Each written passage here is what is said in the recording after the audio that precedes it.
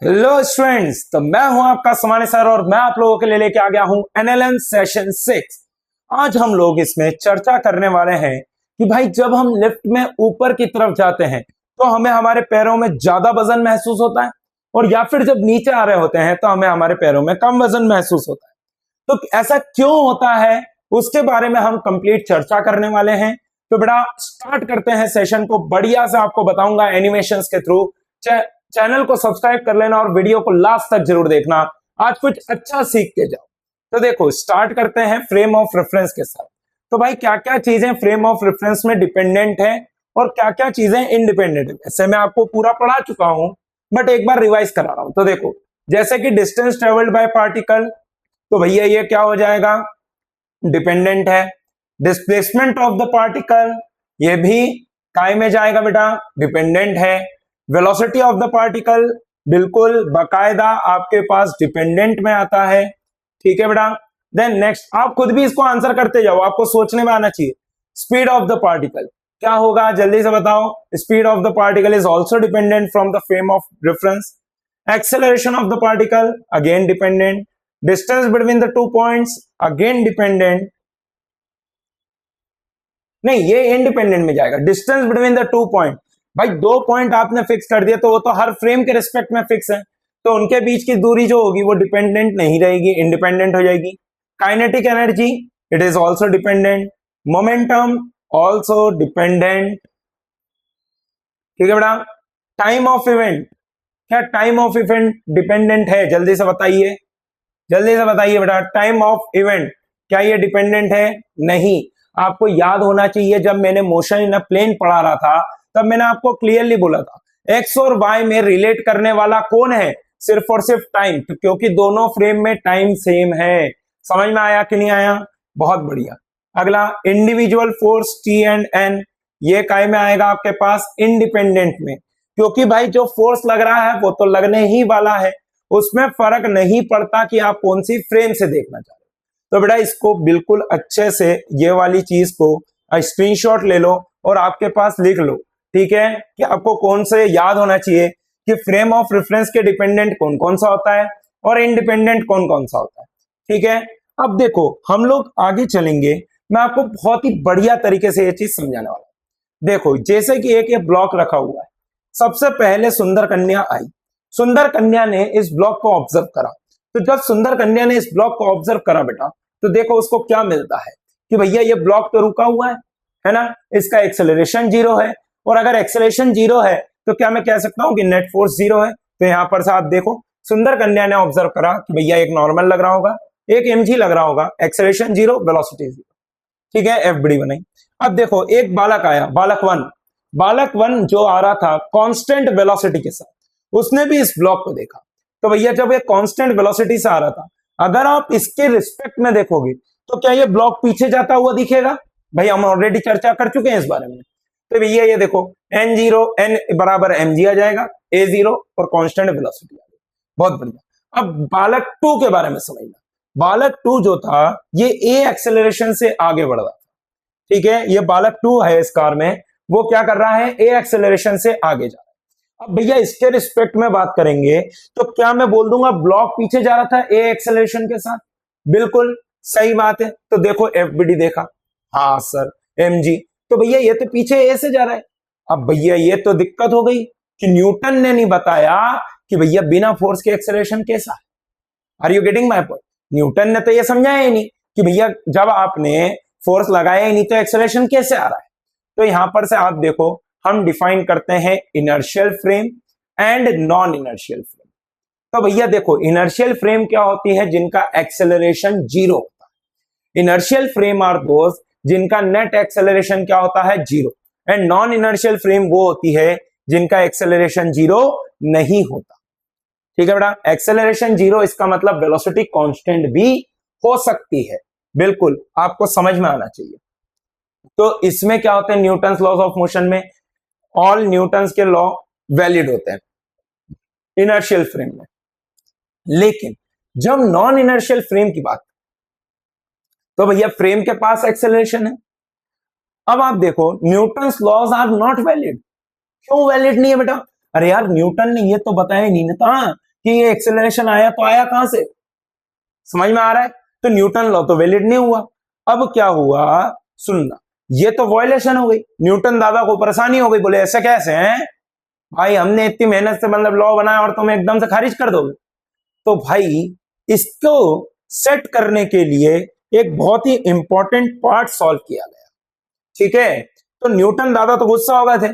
अब न्यूटन दादा को मनाने के लिए काम करना पड़ा। In non inertial frames Newton's first law and second law are not valid. ये तो गलत हो गया, बोले इतनी मेहनत से हम तो नियम बनाए और तुम खत्म कर दो मामला। तो बेटा समझो, यहां पर ध्यान से एक फोर्स को लिया गया और उस फोर्स को नाम दिया गया pseudo force. Now what do you mean by pseudo? Pseudo का मतलब होता है काल्पनिक, जो है नहीं है। भाई तुमने वो देखी होगी ना तारे जमीन पे, जो होता है वो होता है और जो नहीं होता वो भी होता है। आया नहीं आया, भाई यही बोलता है ना वो, जो होता है वो दिखता नहीं है और जो दिखता है वो होता है। तो भाई तो बात कर रहे हैं। सूडो फोर्स क्या है? एक काल्पनिक फोर्स है जो कि हमने लगाया, क्यों? ताकि हम न्यूटन्स लॉ को वैलिड कर पाए फ्रेम ऑफ रेफरेंस में। कौन सी फ्रेम में? Non inertial frame of reference में। अब देखो स्यूडो फोर्स की डेफिनेशन क्या है? It is an imaginary force which is applied on an object in non inertial frame of reference to satisfy Newton's laws of motion. क्योंकि भाई Newton भाई तो गुस्सा हो गए थे, बोले ऐसे कैसे हैं, इतनी मेहनत से लॉ बनाए तुम खारिज कर दोगे क्या? तो भैया न्यूटन भैया को बोला आप शांति रखिए, हम कुछ व्यवस्था करते। तो ये व्यवस्था का नाम क्या रखा गया बेटा? Pseudo force. दिस व्यवस्था is known as the pseudo force. अब भाई फोर्स है तो डायरेक्शन होगा, फोर्स है तो मैग्नीट्यूड होगा, और फोर्स है तो पॉइंट ऑफ एप्लीकेशन होगा। भाई फोर्स है तो तीन चीज चाहिए रहती है, तो क्योंकि ये वेक्टर क्वांटिटी है। ध्यान से देखिएगा, सबसे पहले चर्चा करते हैं डायरेक्शन की। So it is always opposite to the acceleration of frame of reference. मतलब कि अगर गाड़ी इस तरफ जा रही है तो सूडो फोर्स का डायरेक्शन ऑपोजिट आएगा। बोलो यार बेटा, पहला पॉइंट क्लियर। अब देखो, जैसे कि ये 2 kg के ऊपर 10 न्यूटन का फोर्स लग रहा है, समझ में आया? तो 5 metre per second square acceleration आ गया। अब एक गाड़ी वाला जा रहा था 5 मीटर पर सेकंड से 2 मीटर पर सेकंड स्क्वायर, इसके पीछे का रिलेटिव एक्सेलरेशन आ गया। तो भैया आप समझो कि अगर गाड़ी के रिस्पेक्ट में या फिर ब्लॉक के रिस्पेक्ट में गाड़ी क्या पीछे जा रही है, तो ऐसा हमको समझना पड़ा। तो भैया देखो, FBD of block with respect to car, तो कार का डीएक्सेलरेशन है 2 मीटर पर सेकंड स्क्वायर का, है ना? कार आगे जा रही है। अब ब्लॉक के ऊपर हमको क्या करना पड़ेगा? ब्लॉक आगे जाना पड़ेगा। तो जब भी ऐसा कुछ आता है, फ्रेम ऑफ रेफरेंस की बात करते हैं, तो क्या हमने मक्खी का सहारा लिया है? आज भी हम मक्खी का सहारा लेंगे। देखो, कार आगे आ रही थी 5 मीटर पर सेकंड से, बट इसका डीएक्सेलरेशन है 2 मीटर पर सेकंड से। जब कार के ऊपर बैठ गए तो क्या ब्लॉक के ऊपर आपको एक्सेलरेशन दिखेगा आगे की तरफ? भाई कार का अगर डीएक्सेलरेशन है मतलब कि पीछे की तरफ एक्सेलरेशन है, तो ब्लॉक के ऊपर क्या आगे की तरफ एक्सेलरेशन दिखेगा? देखो बकायदा दिख रहा है। अब भैया ब्लॉक का आपको एक्सेलरेशन चाहिए 5 नॉट 7, ये गलत लिखा हुआ है, 5 आएगा, ठीक है? This is 5 metre per second square का। तो ब्लॉक का अगर आपको एक्सेलरेशन, अच्छा नहीं सॉरी, ब्लॉक का ऑलरेडी एक्सेलरेशन था, अब कार के रिस्पेक्ट में देख रहे हैं, तो भैया ब्लॉक कितने से आगे जा रहा होगा? 5 + 2 कितना हो गया? 7। तो क्या ये 10 न्यूटन इसको फुलफिल कर पा रहा था क्या? नहीं। तो भैया हमने बोला कि साथ में एक फोर्स और लगा दो। अच्छा, तो क्या मैं ऐसा लिख सकता हूं 10 + F बराबर 2 इंटू एक्सेलरेशन दैट इज 7। तो F बराबर कितना आ गया? 4 न्यूटन। F बराबर कितना आ गया बेटा? 4 न्यूटन। तो ये 4 न्यूटन कहां से आया? भाई हमने देख रहे थे नॉन इनर्शियल फ्रेम में से, तो एक फोर्स लगाना पड़ेगा, और इसी फोर्स को तो हमने क्या नाम दिया है? Pseudo force. समझ में आया बेटा? इसी फोर्स को हमने क्या नाम दिया है? Pseudo force. ध्यान से देखेंगे, बहुत बढ़िया एक्सेलरेशन आ रहा है, क्या बात है। तो स्यूडो फोर्स हमने यूज करा। अब मैग्नीट्यूड के बारे में जो बात कर रहे थे, तो वो मैग्नीट्यूड निकालने के लिए ध्यान से देखिएगा, एक बहुत ही बढ़िया फॉर्मूला आपके सामने आया, that is pseudo force is equal to mass of the object into में एक्सेलरेशन ऑफ द फ्रेम, और ये आएगा नेगेटिव डायरेक्शन। मतलब अगर एक्सेलरेशन ऑफ द फ्रेम पीछे की तरफ है तो सूडो फोर्स आएगा आगे की तरफ। बहुत बढ़िया, शाबाश। क्या बात है सर, बढ़िया, शानदार। तो देखो बेटा स्यूडो फोर्स आया। अब ये स्यूडो फोर्स की वैल्यू हमने कितनी निकाली थी, 4, तो 2 इंटू 2, मास कितना था 2 kg, एक्सेलरेशन कितना आया 2 metre per second square, force कितना आ गया 4 न्यूटन। समझ में आया बेटा, कोई दिक्कत नहीं, बहुत बढ़िया, शाबाश। आगे चलते, अब ये दूसरा होता है पॉइंट ऑफ एप्लीकेशन। भाई बॉडी में ऊपर भी लग सकता था, नीचे भी लग सकता था, कहां पर लगेगा वो डिसाइड करना है। तो pseudo force always act at centre of mass of the body, जहां पर पूरी बॉडी का हम लोग मास कंसेंट्रेटेड मानते हैं, उस पॉइंट पे हमको क्या लगाना है, सेंटर ऑफ मास से पास होते हुए pseudo force. And the most important point is pseudo force doesn't have an action reaction pair. भाई न्यूटन दादा परेशान हो गए थे, अब न्यूटन दादा को शांति तो दे दी कि भैया आपने बोला कि वैलिड नहीं है, वैलिड करो, बोला हमने कर दिया वैलिड, 2 लॉ वैलिड कर दिया, पर अब थोड़ा सा मैनेज आप भी कर लो। तो उनने क्या मैनेज कर लिया कि चलो हाँ भाई थर्ड लॉ को फॉलो नहीं कर रहा, तो सूडो में आपको क्या नहीं लगाना है, एक्शन रिएक्शन पेयर नहीं लगाना है। ठीक है बेटा, बहुत बढ़िया। अब देखो मैंने आपको जो सबसे पहले बात करी थी कि हम लोग आज लिफ्ट की चर्चा करने वाले, तो लिफ्ट जब ऊपर जाना चालू होती है ए एक्सेलरेशन के साथ, तो क्या हमको पैरों में ज्यादा वजन महसूस होता है? क्यों होता है वो अब हम समझेंगे। ध्यान से देखिए, इंसान लिफ्ट के अंदर खड़ा है और लिफ्ट A0 से ऊपर जाना चालू हुई। अब आप ध्यान से देखिए, बात को समझने की कोशिश करना। अगर मैं ग्राउंड फ्रेम में सॉल्व करूंगा तो मैन के ऊपर एक नॉर्मल आ रहा है, ठीक है, ग्राउंड फ्रेम में सॉल्व करते हैं, देखना मैन के ऊपर एक नॉर्मल आ रहा है, ये मैन है, ठीक है, और मैं बोलूंगा ये A0 से ऊपर जा रहा है, तो क्या मैं लिख सकता हूं बड़ा फोर्स माइनस छोटा फोर्स बराबर मास इंटू एक्सेलरेशन? हाँ सर कोई दिक्कत नहीं है। तो n बराबर क्या आ गया, m of g plus A0। n बराबर क्या आ गया बेटा, m of g plus A0। हाँ महसूस तो हो रहा है, ज्यादा वजन महसूस हो रहा है। अब लेकिन मैंने बोला कि भैया तू तो लिफ्ट के अंदर बैठ जा, लिफ्ट के अंदर बैठा मक्खी बन के, तो क्या कहानी होगी इसको समझ ध्यान से देख। अब लिफ्ट की फ्रेम में, तो लिफ्ट की फ्रेम में मतलब कहानी तो मक्खी की आई गई है।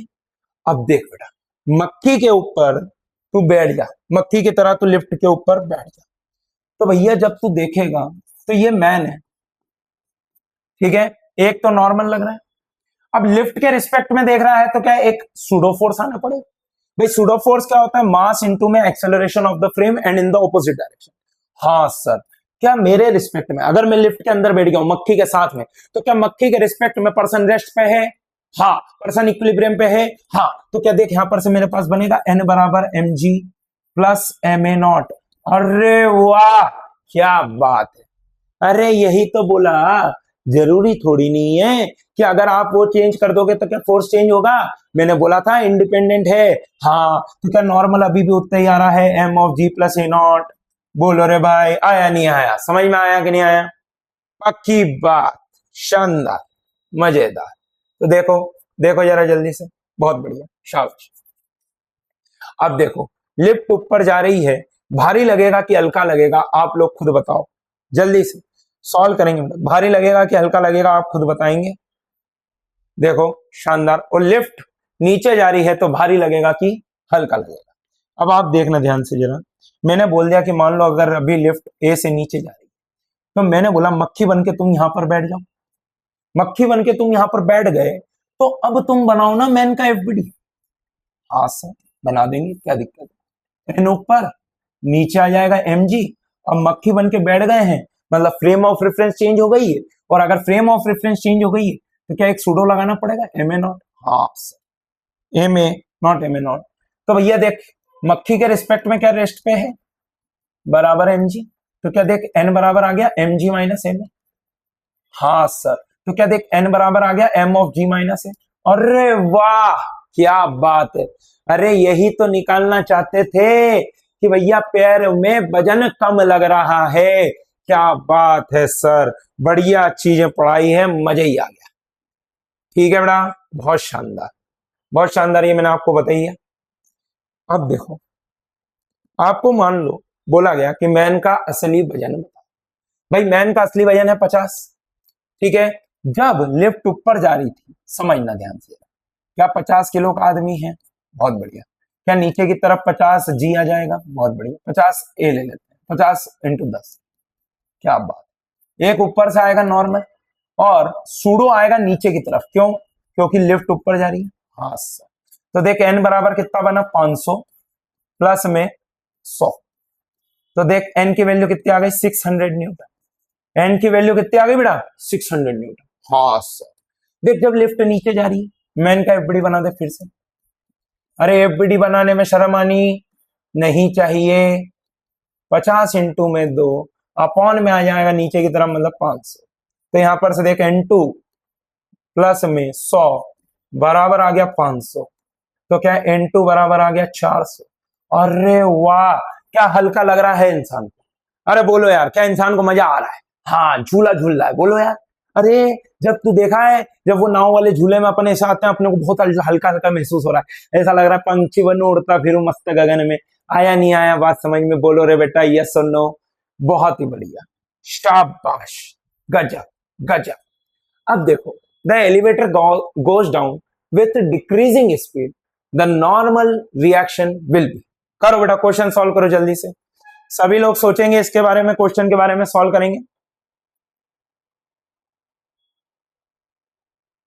देख रहे बेटा, अब ये डिक्रीजिंग वेलोसिटी से जा रहा है, तो क्या मैं बोल सकता हूं कि वेलोसिटी के ऑपोजिट डायरेक्शन में तेरे पास एक्सेलरेशन आ रहा होगा बेटा? समझना, है ना।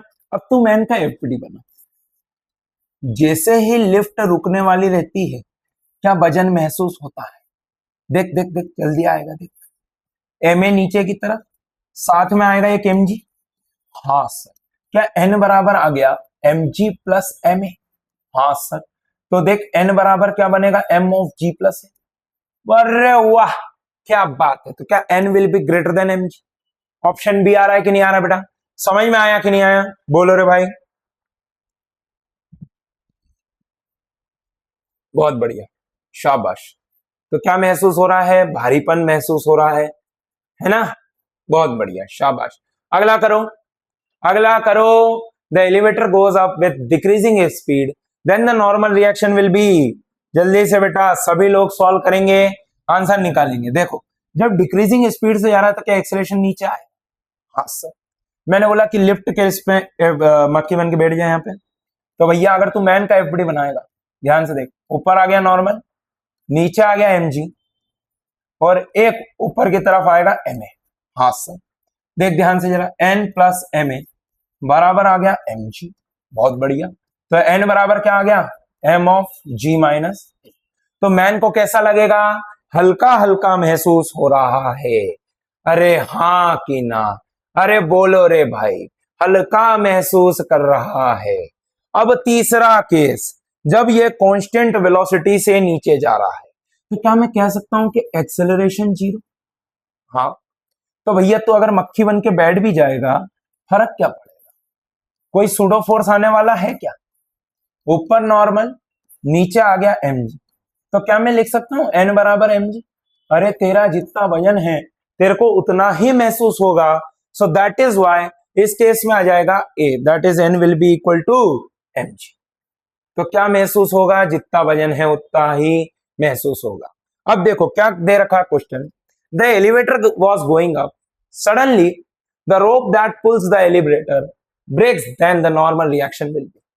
मेरे को एक बात बता, तू ऐसा जा रहा था, रस्सी काट दी, तो अब क्या पूरी लिफ्ट जी से नीचे गिरेगी? हाँ सर। तो भैया ए बराबर क्या आ जाएगा तेरे पास? जल्दी बता। ए बराबर क्या आ जाएगा? जी। हाँ सर, नीचे की तरफ। क्या नॉर्मल आना चाहिए था? एम ऑफ जी माइनस ए। अरे अभी अभी पढ़ाया था। यस सर ना एवरीवन? तो भैया एन बराबर क्या हो गया? जीरो। एन बराबर जीरो, मतलब कि इसको ही बोलते हैं वेटलेसनेस। इसको ही क्या बोलते हैं? वेटलेसनेस। भाई तुमने बंजी जंपिंग देखी है? बंजिंग जंपिंग, जेठालाल जो बोलता है बंजिंग जंपिंग। तो जब आप उससे कूदते हो, तो आपको क्या कोई टेंशन महसूस हो रहा है? कुछ भी नहीं।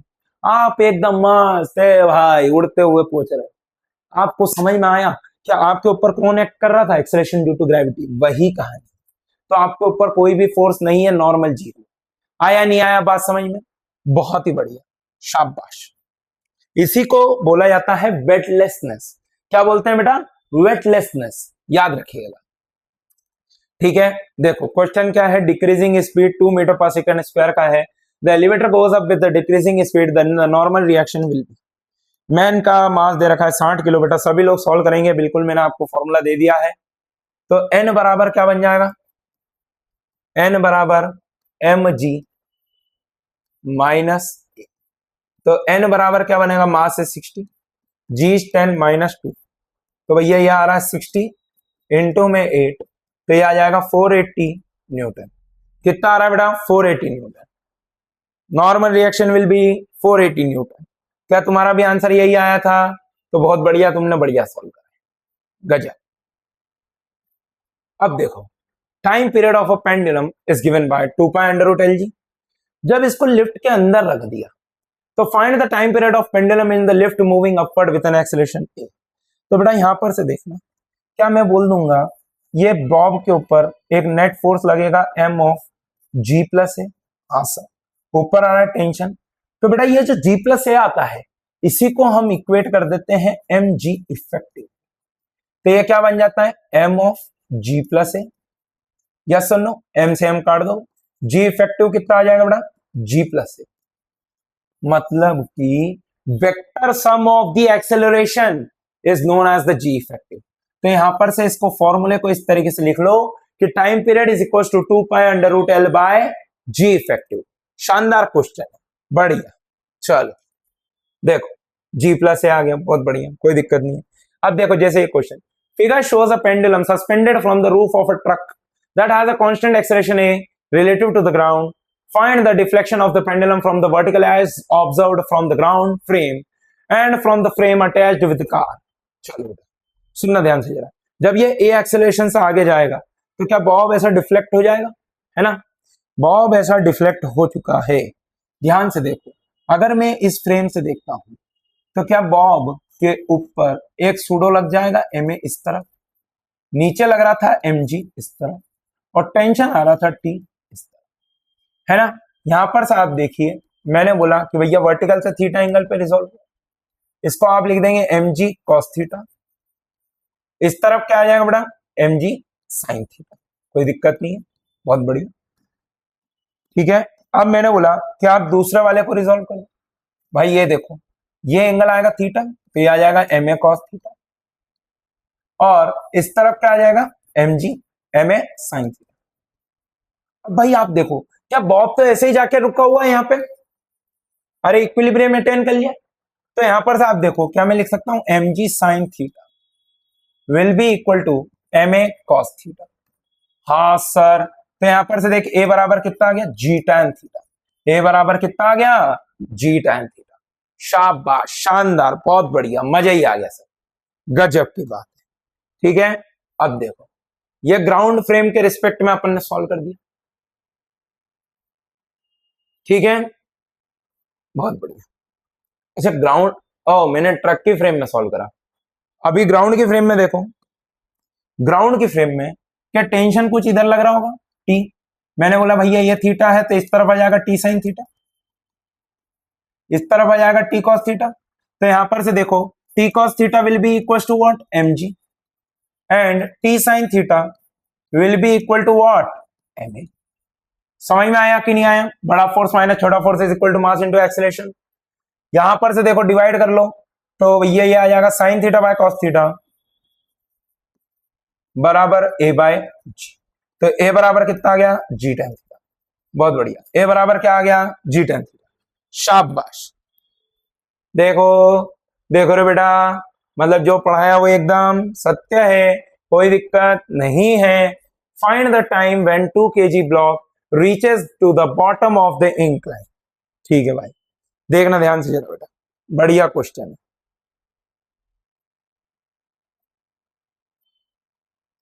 ठीक है, देखते हैं, जल्दी से समझते हैं, ध्यान से देखो, अगर मैं इस 2 kg वाले ब्लॉक का एफबीडी बनाता हूं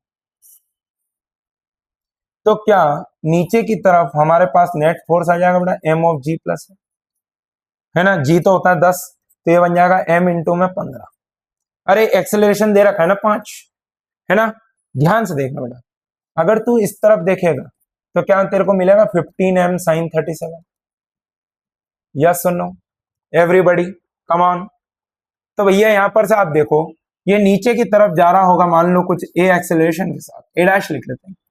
15m साइन 37 बराबर मैं क्या लिख दूंगा, m इंटू ए डैश।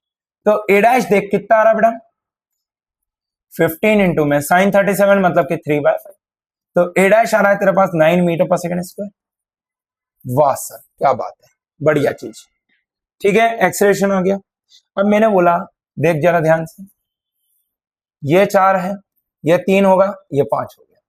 भैया तेरे को बोला कितनी देर में नीचे पहुंचेगा, तो s बराबर ut plus half A T square.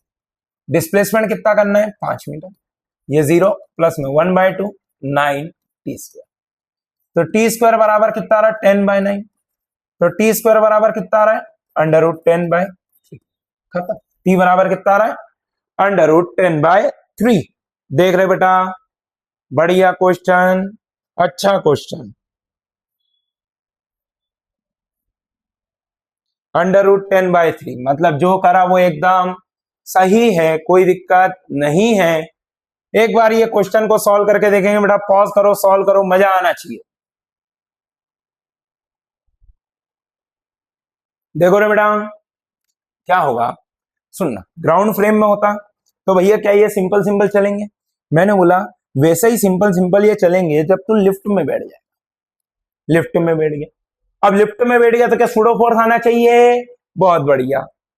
क्या लिफ्ट के रिस्पेक्ट में तो ये ऐसा ऐसा करेंगे, तो ये 4 किलो वाला नीचे जाएगा, 2 किलो वाला ऊपर आएगा। लिफ्ट के रिस्पेक्ट में अगर तू लिफ्ट में बैठ जा मक्खी उनकी, तो मक्खी के रिस्पेक्ट में तो ये ऐसे ही जाएंगे। अरे हाँ कि ना, बहुत बढ़िया। 2 kg का एक एफडी बना, देख ऊपर की तरफ आ रहा है टेंशन टी, रस्सी सेम है, इधर की तरफ 2 टाइम्स ऑफ जी प्लस ए कर दे तो कितना हो गया, 12। बहुत बढ़िया। 4 किलो का एफडी बना, ऊपर की तरफ टेंशन, नीचे की तरफ 4 इंटू में 12। 12 कैसे, जी प्लस ए आना चाहिए। अरे नेट एक्सेलरेशन नीचे की तरफ जी प्लस ए, बहुत बढ़िया। देख यहां पर ध्यान से जरा, मैंने मान लिया ऊपर जा रहा है ए से, मान लिया नीचे जा रहा है ए से, तो हम क्या लिखेंगे, 48 माइनस टी बराबर 4 इंटू ए, और टी माइनस 24 बराबर 2 इंटू ए। सॉल्व कर, ऐड कर ले दोनों को, टेंशन से टेंशन गया, ये कितना आ जाएगा बेटा, 24 बराबर 6 है।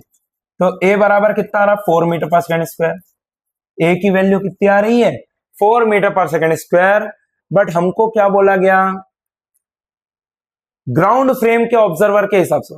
ये क्या आया है बेटा, ध्यान से सुनना, ये जो आया है acceleration of blocks with respect to lift, that is equal to acceleration of block minus acceleration of the lift. मैंने बोला मान ले डाउनवर्ड को पॉजिटिव ले लेता हूं, या फिर ऊपर को पॉजिटिव ले, कैसे भी करना, जिसको पॉजिटिव लेना चाहे, मान ले इसको पॉजिटिव ले लिया, ऊपर को पॉजिटिव ले लिया। तो देख 4 किलो वाला क्या इसके रिस्पेक्ट में नीचे की तरफ जा रहा था, तो देख पहले 4 किलो वाले की बात कर लेते हैं। 4 kilo with respect to the left is equal to minus का कितना निकाला था हमने, 4। ठीक है, now that will be acceleration of 4 kilo with respect to the ground frame minus acceleration of the left 2। तो यहां पर से देख acceleration of the block of 4 kg mass is equal to कितना आ रहा है, -2 मीटर पर सेकंड स्क्वायर। मतलब कि ये नीचे आ रहा है विथ एन एक्सेलरेशन ऑफ -2। अब 2 kg के बारे में सोच, with respect to the lift क्या it is moving upward with an acceleration of 4। क्या मैं इसको लिख सकता हूं, acceleration of 2 minus acceleration of the lift बराबर आ गया 4। तो ये आ गया 2 -2 बराबर आ गया 4। तो acceleration of 2 kg block is 6 metre per second square upwards. कैसा है, अरे तेरे को समझ में आया है, बढ़िया लग रहा है, तो बेटा लाइक करके जरूर जाना सेशन को। ठीक है, ध्यान से देखो, मजा आना चाहिए। कमेंट करके बताना तुमको पढ़ने में कैसा लग रहा है। जल्दी से लिफ्ट के फ्रेम में आ गए हम लोग। तो देखो acceleration of 2 kg 6 metre per second square, acceleration of 4 kg minus का 2 मीटर पर सेकंड स्क्वायर। बढ़िया चीज जो आपने बताई वो एकदम सत्य है, क्या बात है। देखो find the acceleration of 1 kg block and 4 kg block for kg ways in the given figure. बहुत बढ़िया क्वेश्चन है, ध्यान से देखो। वेज कंस्ट्रेंट भी लगेगा, लगाना है क्या, बोलो, आप बोलोगे वैसा करेंगे। ध्यान से देखो बेटा, सुनना, अगर मैंने बोला कि ये वेज आगे जा रहा है एक्सेलरेशन के साथ, तो ये क्या 1 kg with respect to the wedge सिर्फ नीचे आ रहा होगा? भाई with respect to the wedge के सिर्फ ये ऐसा नीचे आ रहा होगा, लेट से ए डैश बोल देता हूं, तो ए डैश से ऐसा नीचे आ रहा होगा। हाँ सर, कोई दिक्कत नहीं, सुडो लगा दो बेटा, एक माइनस एम है, क्यों? वेज के रिस्पेक्ट में देखा है। अब वेज के कारण एक नॉर्मल आ रहा होगा इस पे, हाँ, इधर की तरफ एक तो आ जाएगा M G cos theta, that is cos 37, आगे की तरफ एक आ जाएगा एम जी साइन 37, और इस तरफ बनेगा एम ए कॉस 37, और इस तरफ आ जाएगा एम ए साइन 37। क्या 2 kg ब्लॉक पे और कोई सा फोर्स एक्ट कर रहा है? नहीं, बिल्कुल नहीं। अब देखो ये ए डैश से आगे जा रहा है, तो मैं क्या लिखूंगा, एम जी इंटू में sine 37 3/5 minus M A into में कॉस 37 मतलब कि 4/5, that is equal to M A dash. ठीक है बेटा, देखो यहां पर से एम तो काट देंगे, ए डैश क्या आ रहा है, ध्यान से देखना, 3g/5 माइनस 4a/5, है ना? कोई दिक्कत? बिल्कुल नहीं, ठीक है साहब, कोई दिक्कत नहीं है, बिल्कुल सही बात, एकदम बराबर बात है, कोई दिक्कत नहीं है ना? अब मेरी बात सुन, क्या ये वेज के रिस्पेक्ट में सिर्फ आगे जाता हुआ दिख रहा है ना? वो बना लिया हमने। अब मैंने बोला कि वेज का एफडी बना, अच्छा, तो क्या मैं एक और चीज भी लिख सकता हूं ना, एन बराबर दिस, तो एन बराबर एम ए साइन 37 3/5 प्लस में एम जी कॉस 37 4/5, तो मैं एक और चीज लिख सकता हूं, एन बराबर एम ए, चलो रहने दो, ठीक है। वेज के बारे में समझते हैं, देखो एक नॉर्मल ऐसा है एन, है ना?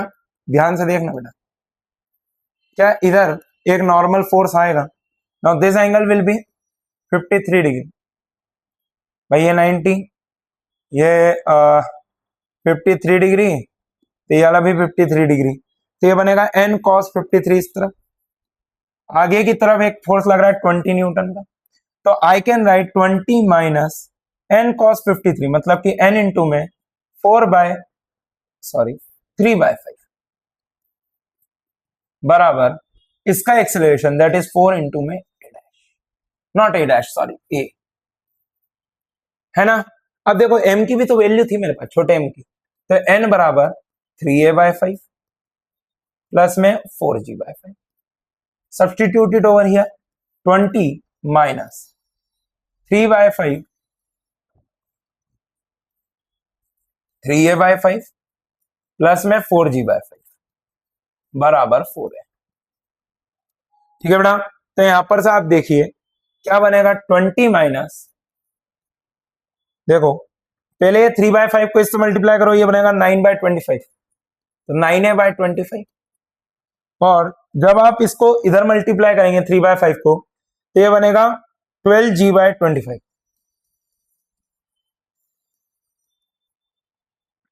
बराबर कितना आ रहा था, 4 है, इसको उस तरफ लेके जाओ, 25 माइनस 12 इंटू में 10/25 बराबर 4a माइनस प्लस 9a/25, ध्यान से देखिएगा बेटा, 25 5 कर दो यार, 2 बार में, ये 5 बार में, 100 माइनस 24/5 बराबर, इसको करेंगे 109a/25, ठीक है बेटा, तो यहां पर से आप देखेंगे ये आ जाएगा 76/5 बराबर 109a/25, सॉल्व करो, 5 बार में कट गया, ठीक है,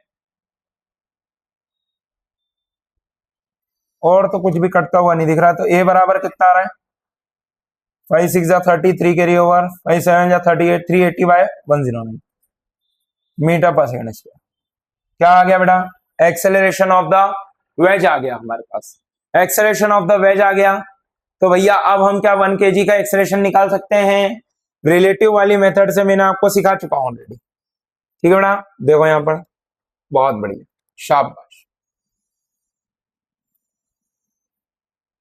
ओके देखो 380 बाय 109 और एक्सेलरेशन ऑफ 1 kg आप लोगों के लिए होमवर्क है, ये आपको सॉल्व करना है। चल बढ़िया बढ़िया बढ़िया।